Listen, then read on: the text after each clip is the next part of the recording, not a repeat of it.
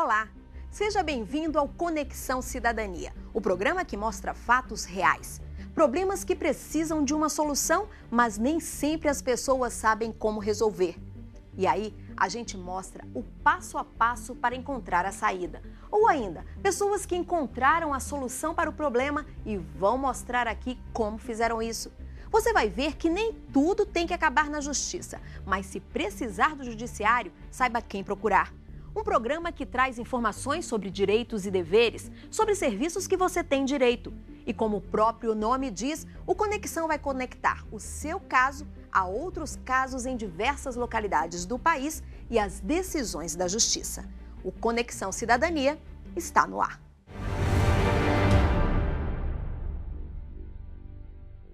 O primeiro Conexão Cidadania mostra, a partir de agora, a história da Dona Francisca. Esta senhora de 58 anos. O filho dela, o Márcio, tem esquizofrenia. As crises são frequentes e em uma dessas crises, no meio da rua, ele ficou agressivo e acabou preso. Eu tinha que sair, né, para ir visitar ele. Eu não aguentava na volta. Deixar ele para trás, né, lá. Foi muito humilhante para mim, que é mãe, chegar e ver ele daquele jeito, né. Eu não criei ele para ser assim, judiado. E aí, como conseguir tirar o filho da cadeia? Ela precisaria contratar um advogado. Mas como? A família não tem condições de pagar um profissional. Foi aí que a Defensoria Pública entrou na história desta família.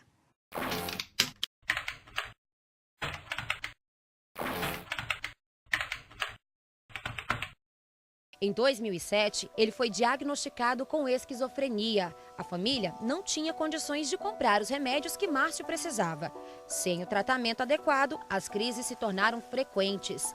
Em uma delas, ele agrediu uma mulher e foi preso. Passou 3 meses na cadeia. Desesperada, Dona Francisca ficou sabendo dos serviços da Defensoria Pública do Distrito Federal e resolveu procurar ajuda. Que aí eu fui no fórum que a moça me encaminhou lá para Zanorte. Para a Defensoria? Para a Defensoria Pública, para me dar entrada para o benefício dele. Foi rápido, não demorou. O primeiro benefício saiu no final do ano passado? Foi. Menos de um ano? Primeiro, menos de um ano. O benefício que a Dona Francisca fala é o auxílio-doença, que ajudaria na compra dos remédios para o tratamento do Márcio. A família já tinha procurado o INSS, mas o pedido foi negado 6 vezes. 6 anos levando documentação e nunca deu certo. O que eles falavam? Eles falaram que era negado, foi negado. E continuavam falando que era negado, aí foi. E vocês recorriam? Recorri. Toda vez que era... Aí teve um dia que eu falei, quer saber, não, que eu não vou mais correr mais não. Tô cansada de correr atrás. Mais de 6 anos, né, quando não traz isso. Eu digo, não, eu tô cansada. Além do auxílio-doença, ele teve garantido o acesso gratuito a alguns dos remédios do tratamento. Márcio é quem cuida das várias cartelas de remédios. São 8 comprimidos por dia para evitar novas crises. Posso comprar medicação agora, posso comprar alimento para me alimentar, porque esse remédio é muito forte. Aí tem que estar sempre de barriga cheia, eu compro, ajudo também com aqui, o pessoal aqui em casa, dou R$200 para fazer compra. Eu divido. Esse benefício vem embora, então, ajuda muito. Ajuda muito.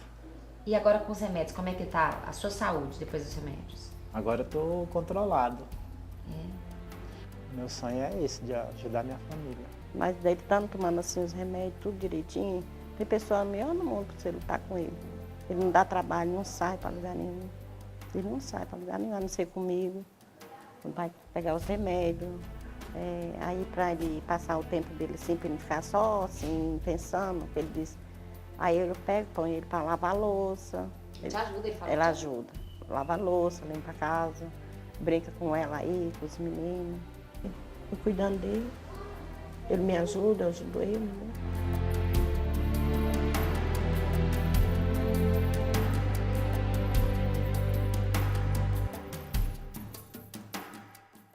O serviço que deveria estar acessível a qualquer brasileiro não chega a toda a população.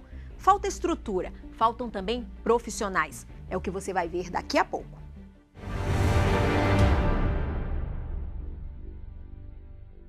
Curtir, compartilhar, repercutir, postar. Novas conexões que ligam pessoas em qualquer lugar do mundo. Cada vez mais conectado, o Brasil é o 4º país em número de usuários das redes sociais.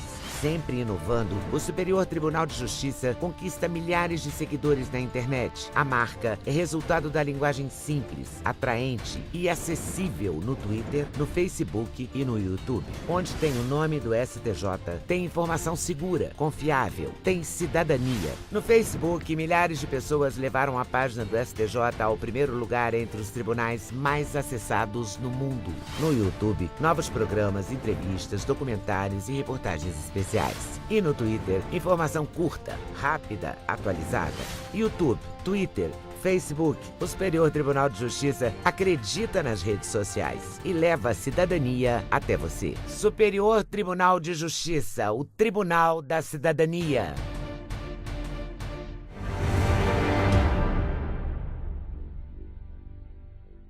A dona Francisca, a senhora que você conheceu no início do programa, contou pra gente que antes do Márcio ser preso, ela nunca tinha ouvido falar em defensoria pública. Mas e você, sabe o que é? Não. Não faz nem ideia do que seja? Não quero nem pensar. Já ouviu falar na defensoria pública?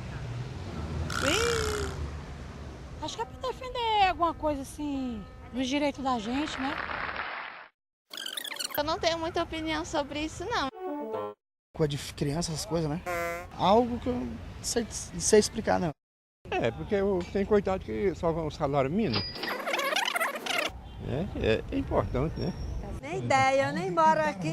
Mas será que onde a dona Maria mora, ela nunca viu um prédio da Defensoria Pública? Lá onde eu moro não tem, moro na Bahia, no interior da Bahia. Exatamente, esse é um dos problemas. O serviço ainda não chega a todos os brasileiros, principalmente no interior do país. Faltam profissionais. No ano passado foi divulgado o levantamento chamado de Mapa da Defensoria Pública no Brasil. E o que diz essa pesquisa?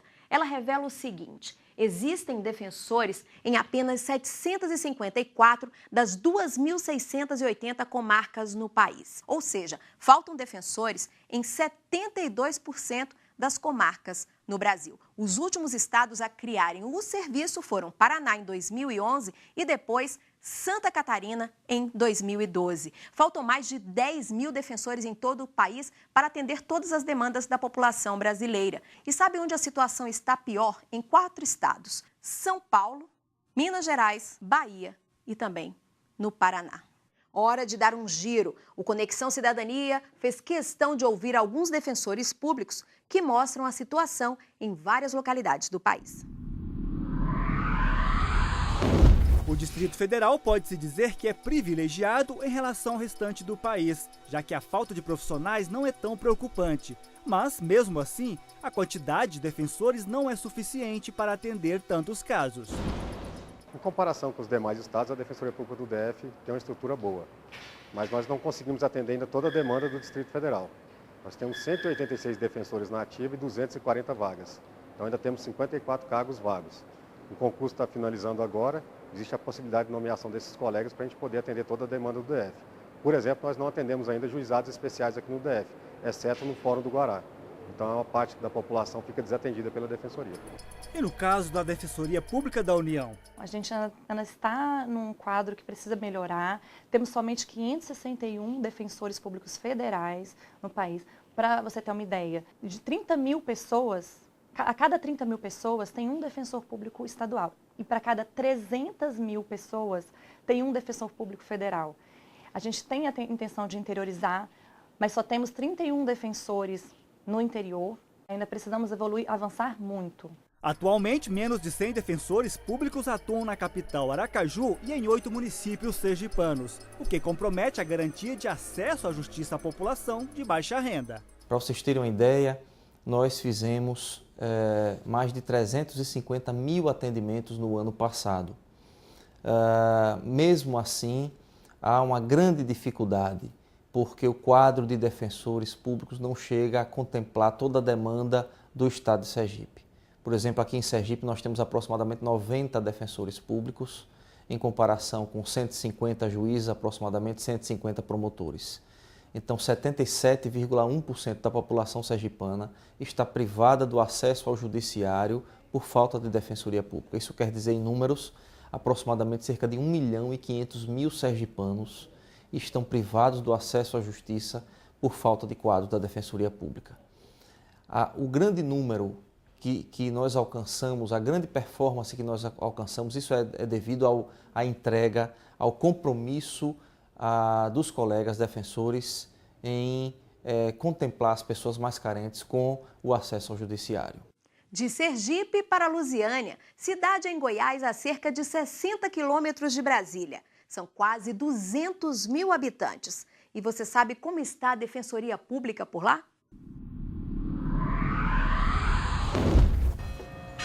Cidade com cara de interior. Lusiânia é hoje uma comarca de entrância intermediária do estado de Goiás e possui uma demanda considerada grande.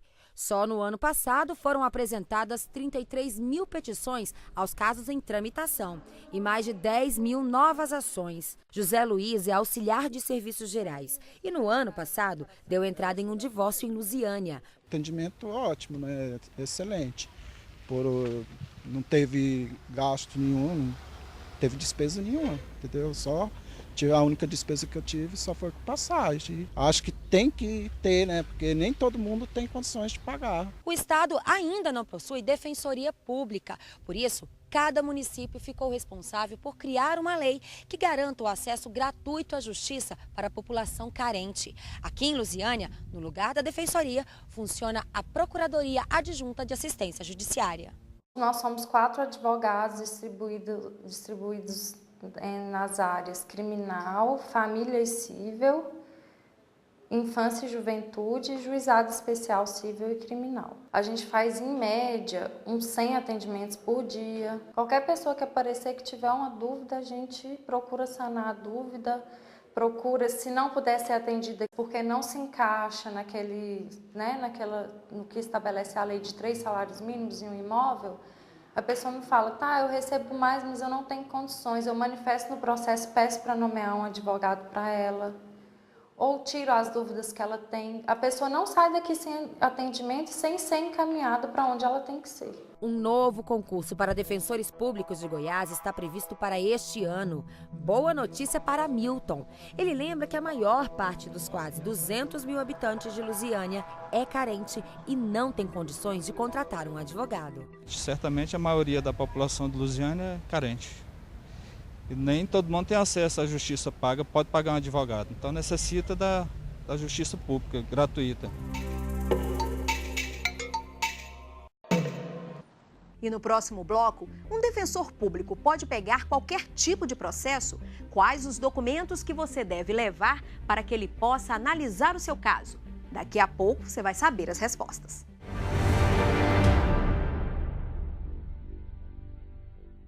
Curtir, compartilhar, repercutir, postar. Novas conexões que ligam pessoas em qualquer lugar do mundo. Cada vez mais conectado, o Brasil é o 4º país em número de usuários das redes sociais.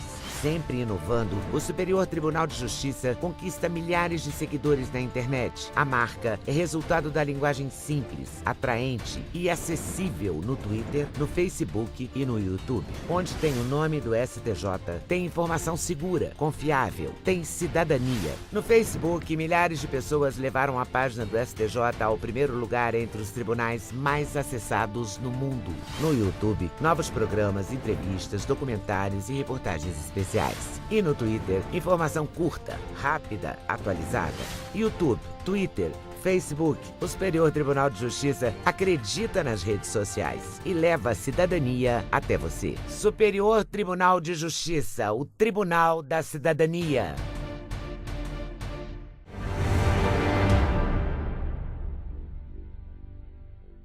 E durante a produção deste programa, a equipe do Conexão Cidadania encontrou a dona Raimunda. Ela estava em Taguatinga, aos 20 quilômetros de Brasília. Ela disse que o casamento de anos não deu certo. Sem dinheiro para pagar um advogado, dona Raimunda contou com a ajuda de um defensor público.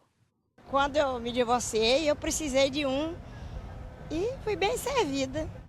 Pois é, mas será que o profissional pago pelo Estado pode mexer com qualquer tipo de processo? Para deixar ainda mais claro esse assunto agora, nós trouxemos no nosso estúdio o Defensor Público Geral Federal, Ramã Tabosa de Moraes e Córdova. Obrigado pela presença, seja bem-vindo. Prazer é todo meu. Bom, a gente foi até as ruas para identificar algumas dúvidas que nossos telespectadores têm com relação à Defensoria Pública. Eu quero saber quem tem direito à Defensoria Pública. A Defensoria Pública, ela está à disposição das pessoas que, por uma questão econômica, não teriam acesso à justiça, salvo através da Defensoria. Então, essa foi a intenção do Constituinte ao fixar essa instituição essencial à justiça no texto constitucional, que é proporcionar o acesso à justiça a quem não tenha recursos e que essas pessoas não fiquem alijadas da luta pelos seus direitos por uma questão meramente econômica. Qual que é o limite de renda? Na Defensoria, nós estabelecemos um critério de 3 salários mínimos, justamente para separar aquelas pessoas que teriam condições de contratar um particular, já que a demanda é muito grande e precisamos selecionar realmente quem não tem condições de pagar. A próxima pergunta é com relação ao tipo de processo que pode ser tratado pela Defensoria. Vamos ver. Eu queria saber se todos os casos que envolvem a justiça podem ser tratados na Defensoria Pública. Com certeza. Todos os casos que precisem do acesso do cidadão ao Poder Judiciário podem ser levados através da Defensoria Pública ao Poder Judiciário para que haja um provimento jurisdicional, se necessário for. Mas é preciso esclarecer que a Defensoria Pública ela não é um órgão de ajuizamento necessário de demandas. Ela trabalha também com a extrajudicialidade. Então, nós temos defensores preparados para tentar a conciliação extrajudicial. Se há um problema entre um assistido da Defensoria e um órgão público federal ou uma empresa pública federal, que é o nosso espectro de atuação, nós estamos ali para evitar a demanda. Se necessário for, e em último caso, aí sim, como qualquer membro da população brasileira, a última porta a se bater é a porta do Poder Judiciário. O senhor acredita que ainda precisa de mais divulgação do trabalho da Defensoria para que as pessoas tomem consciência de que elas têm esse direito? Sim, sem dúvida, porque, na verdade, o que acontece? A Defensoria Pública ela foi estabelecida pela Carta de 88, a Constituição Federal de 1988.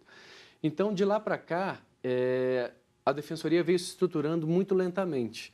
Porém, nos últimos anos, a população tem tomado ciência cada vez mais da existência desse serviço público. Então, sem dúvida alguma, a Defensoria Pública precisa de uma maior divulgação, mas hoje já te asseguro que boa parte da população já sabe que existe um profissional gratuito, pago pelo Estado, com dedicação exclusiva para fazer esse trabalho em prol das pessoas hipossuficientes. Eu queria saber qual é o primeiro passo para a pessoa se direcionar à Defensoria Pública. Bom, a primeira coisa que é preciso é que, obviamente, além de saber, através do nosso site, o endereço das nossas unidades no país, é preciso que, diante do problema enfrentado a ser demonstrado por defensor, para que haja uma solução, é preciso que ele se muna dos principais documentos relativos àquele problema. Então, se está havendo algum problema com o INSS e, eventualmente, foi ao INSS, teve uma negativa de um benefício, de uma prestação, enfim, de uma aposentadoria ou qualquer outro serviço prestado pelo INSS, que venha com esses documentos, além dos documentos pessoais, ou seja, o defensor vai analisar a situação da renda, a carteira de trabalho para avaliar quanto que aquela pessoa recebe, e sem prejuízo desses documentos pessoais, é preciso que o defensor saiba qual é o problema que a pessoa está enfrentando, para aí sim, se for o caso, ou fazer uma composição extrajudicial com o órgão ou, se necessário for, aí sim ajuizar uma demanda. Precisa agendar algo assim previamente? A Defensoria ela trabalha com o recebimento à população de portas abertas, né? O que muitas vezes acontece justamente pelo excesso de demanda e ainda um número diminuto de defensores de todo o país é a necessidade de uma senha. Né, um número, algumas unidades da Defensoria, por exemplo, estabelecem um limite de atendimento diário para que a gente não quer só receber a sociedade nas nossas dependências, a gente precisa resolver os problemas. Né? Eu gostaria de saber se todos os custos dos processos estão incluídos no serviço da Defensoria. Bom, aqui é preciso fazer uma diferenciação. O que nós defensores fazemos? Nós analisamos se a pessoa tem renda. Né? Uma vez ela demonstrando que está na faixa de atendimento da Defensoria, nós ajuizamos a ação e pedimos a gratuidade de justiça. Né? Ou seja, uma coisa é a gratuidade do serviço da Defensoria que não se confunde com o Poder Judiciário. A Justiça, com base nos documentos que o defensor vai entrar na Justiça mostrando a situação de hipossuficiência econômica, aí muito provavelmente ela vai deferir a gratuidade. Tem um PIS, aproximadamente uns R$ 1.200, e eu gostaria de saber se a Defensoria Pública poderia me ajudar nesse caso de receber esse PIS, que é um dinheiro meu. A Defensoria Pública, assim como o Poder Judiciário, assim como o Ministério Público, ela tem uma organização, ou seja, ela tem a sua esfera federal e a sua esfera estadual. Assim como temos a Justiça Federal, a Justiça Estadual, Ministério Público Federal, Ministério Público Estadual. São distribuições de atribuições para melhor organização e melhor funcionamento do serviço. Nós, defensores públicos federais, atuamos perante a Justiça Federal e as justiças especializadas da União, Justiça do Trabalho, Eleitoral e Militar, além da Justiça Federal. Então, como se trata, como regra, de um valor que se deposita na Caixa Econômica Federal, aí sim a atribuição é do Defensor Público Federal. Por quê? Porque a Caixa Econômica é um órgão, é uma instituição, é uma empresa pública federal, daí porque cabe à Justiça Federal processar os feitos que digam respeito à Caixa Econômica. E, consequentemente, a Defensoria Pública da União atuar perante a Justiça Federal. Então, é sim através da Defensoria Pública da União, como regra, a não ser que esses valores estejam depositados no Banco do Brasil. Então, como se trata de uma sociedade de economia mista, é a Justiça Estadual quem tem competência e aí, por consequência, é a Defensoria do Estado, que seria o defensor estadual que teria atribuição para atuar perante a Justiça Estadual. Desde a fundação da Defensoria Pública, houve uma aproximação da Justiça ao cidadão com esse trabalho que é feito? Eu não tenho a menor dúvida. Por quê? Porque o Poder Judiciário, por princípio, é um poder inerte, ele precisa ser provocado. Não pode um juiz estadual, um juiz federal, saber de um evento e ir atrás para resolver. Ele precisa ser demandado. Para que haja essa demanda, é preciso que alguém com capacidade postulatória em juízo, que possa, ou seja, falar perante o Poder Judiciário, provoque o Judiciário para ele se manifestar. Quando a gente fala em justiça, não tem jeito, né? Sempre surge um termo jurídico que deixa a gente com a pulga atrás da orelha. Por isso, o Conexão Cidadania conta com a ajuda de uma professora, a professora Abianita. Ela, com um jeitinho todo especial, vai tirar as dúvidas e falar sobre muitas curiosidades. Neste programa, a aula, é claro, é sobre como surgiu a figura do defensor público. A instituição Defensoria Pública, como conhecemos hoje, é recente. Mas a garantia de acesso à justiça a quem não pode pagar pelo serviço vem de muito tempo. Quer ver o que diz a história? Em Atenas, na Grécia Antiga, todos os anos eram escolhidos 10 advogados para defender os pobres contra os poderosos diante dos tribunais civis e militares. Em Roma, a lei obrigava os governantes a oferecer assistência jurídica gratuita para evitar abusos. E quem já ouviu falar em Santo Ivo de Kermartin? Foi um francês, doutor em teologia, direito, letras e filosofia. Ele dedicava esse conhecimento para defender nos tribunais os pobres, os órfãos, as viúvas e quem mais fosse considerado sem fortuna. Foi julgador oficial em Rennes. E tem mais. Os registros contam que ele destinava os honorários que recebia para os necessitados. Santo Ivo dizia assim: "Jura-me que vossa causa é justa e eu defenderei vossa causa gratuitamente." Santo Ivo morreu no dia 19 de maio de 1303. Por isso, 19 de maio é o dia do defensor público. Muito obrigada, professora Abianita. Na semana que vem ela volta com mais curiosidades. E vários casos relacionados à Defensoria Pública, inclusive sobre a atuação do órgão, a participação nos processos, chegam ao Judiciário. São discutidos também no Superior Tribunal de Justiça. Em um desses processos, os ministros do STJ analisaram a situação de um recém-nascido de 45 dias de vida. A mãe vendeu o próprio filho por R$ 100 para comprar crack. A primeira instância e o Tribunal de Justiça do Rio de Janeiro entenderam pela nomeação de um defensor público como curador especial da criança. O Ministério Público do Estado questionou. Achou essa medida desnecessária. O STJ se posicionou da seguinte forma: o Estatuto da Criança e do Adolescente traz como um dos objetivos a integração do Judiciário, do Ministério Público, do Conselho Tutelar e da Defensoria Pública. Tudo isso para garantir os direitos de quem tem menos de 18 anos de idade. E o ministro do STJ, Sebastião Reis Júnior, fala agora sobre a importância da Defensoria Pública para o cidadão brasileiro. O cidadão precisa se sentir protegido e muitas vezes ele é mal informado, ele não tem condições financeiras. Então, a defensoria é que vai acolhê-lo, né? Ou seja, que vai abraçá-lo, que vai dar condições de esclarecer os seus direitos, de informá-lo, de orientá-lo no seu dia a dia. E se mesmo depois de assistir ao Conexão Cidadania, você ficou com alguma dúvida, então você pode rever o programa com calma na internet. Basta acessar o endereço que aparece aí na sua tela. Lá vão ter dicas de sites com informações sobre a Defensoria Pública e alguns contatos para você ir atrás do serviço. O Conexão Cidadania fica por aqui. Na semana que vem você vai acompanhar o passo a passo para receber o DPVAT, o seguro obrigatório. Eu, se fosse você, não perderia por nada. Eu te espero. Tchau, tchau.